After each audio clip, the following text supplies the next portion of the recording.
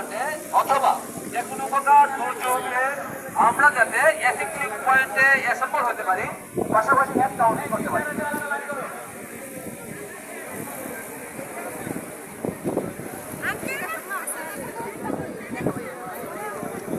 এইবার আগুনের মহড়া। আপনার চ্যানেল আছে না?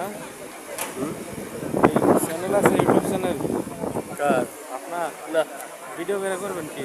এমনি ভিডিও লাইভ ইয়ে দিয়ে নেই।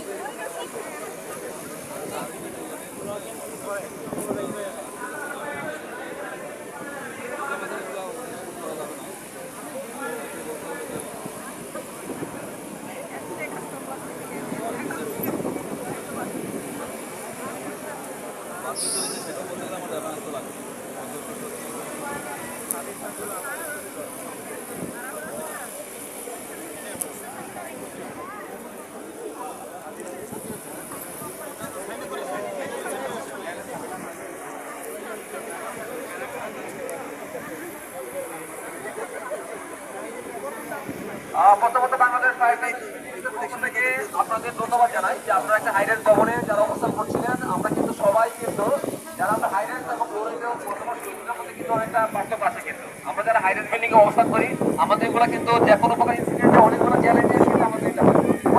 আমরা জানি হাইরেন্স বিল্ডিং এ যখন কোনো মানুষ এফেক্টেড হয় ফায়ার বিল্ডিংয়ে, তখন তার মেইন পার্ট আসলে শরীরের উপর অংশ পুড়ে খুব কম।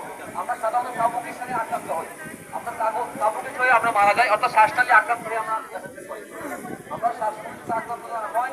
পাশাপাশি আমরা যাতে আগুন লাগার সাথে রিয়েক্ট করতে পারি, সেটা হচ্ছে আমাদের প্রথম আমাদের অনুরোধ যে আগুন লাগার সাথে সাথে আমাকে রিয়েক্ট করতে হবে। কোনো বাদে কোনো ক্রমে আমার ভবনে অবস্থান করা যাবে না।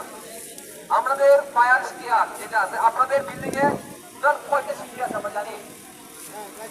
কয়টা আছে সিঁড়ি? 4টে আছে।